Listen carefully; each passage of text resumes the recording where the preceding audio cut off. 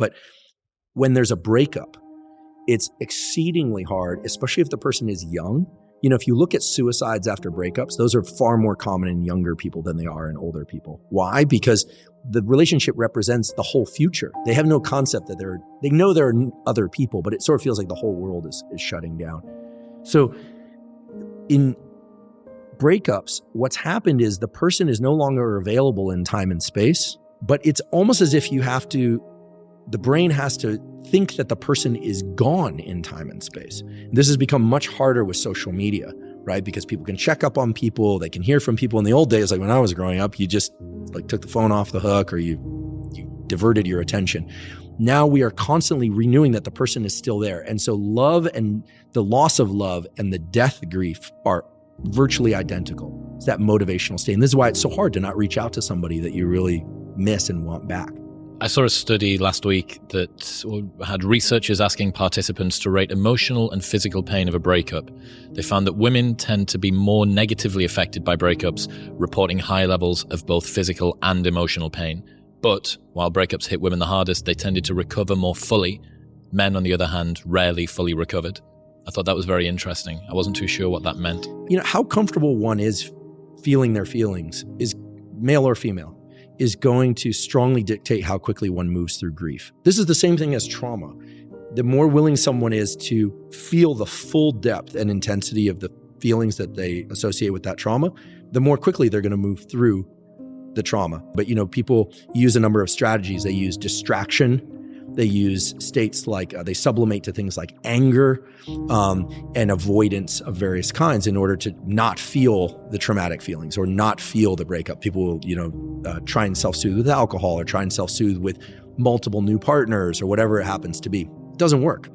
It just extends it because this map of space, time, and closeness needs to be fractured. And the only way to do that is for the brain to have to confront the reality, which is that whether by death or by breakup, they are no longer available. It's like the food on the other side of that wall is gone. It's just not there anymore. Or that the food that was accessible, now there's a wall in between and you will not get through it. And you can see this actually in animal studies that are kind of hard. They're actually very hard to watch. You'll see the animal perseverate, literally damage its own body trying to get through a barrier to something it's highly motivated to see. People do that post-breakup. They usually do that by talking to everybody about the breakup, which is its own form of perseverating on the motivation. What did I do? What did I do wrong? This and that. And some of that analysis is healthy. Some of it's not.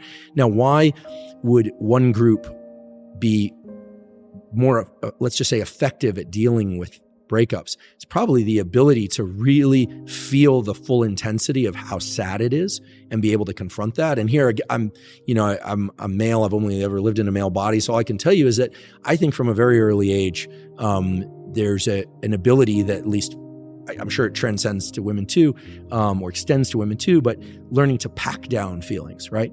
And so when are we really talking about when we're talking about pack down feelings? I'm not a psychologist, but what we learn is top-down control, forebrain to autonomic control. It's the same thing like, I don't want to jump off the high dive, or I don't want to do this public speaking, but I'm gonna kind of like, I'm just gonna force myself, I'm gonna David Goggins it, right? Grief is an autonomic state. We say it has valence, has negative valence, but it's high levels of autonomic arousal with a negative connotation, because you can be high levels of autonomic arousal with happiness, right? You can be very alert and aroused and happy, very alert and aroused and sad. It's very alert and aroused and sad, and yet we learn how to tamp that down. What is tamping down? It's reducing our heart rate. It's going to work each day, being a functional human being. There's a lot of that, rather than allowing ourselves to, sob uncontrollably into a pillow. Some people are better at this. I mean, the late Steve Jobs was a big proponent of scream therapies. He used to go up into the hills behind Stanford. He actually still owns a property back there. He was really into, catharsis, cathartic release of internal state that he felt would allow him to return as a happier, nicer person. He was also kind of well known for screaming at people in the office. So he obviously had a lot pent up inside. So I think the better that we can lean into the emotional states that we fear the most, but in a controlled way where we're not harming ourselves or other people, the better.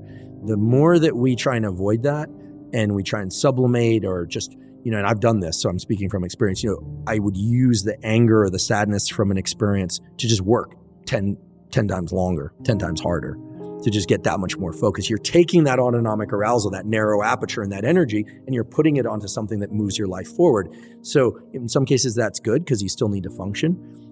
But it can give you I'll just say, it gave me the illusion that I was working through something because you get all the accoutrements and rewards of hard work. But what you don't do is remap that space-time closeness map. And then I guarantee you find yourself 5 or 10 years later wondering why you're so exhausted or why certain things in life aren't going well. And it's because when they say you haven't dealt with the loss, you never actually allowed yourself to feel the feelings. But once you do, it's like a valve, it releases.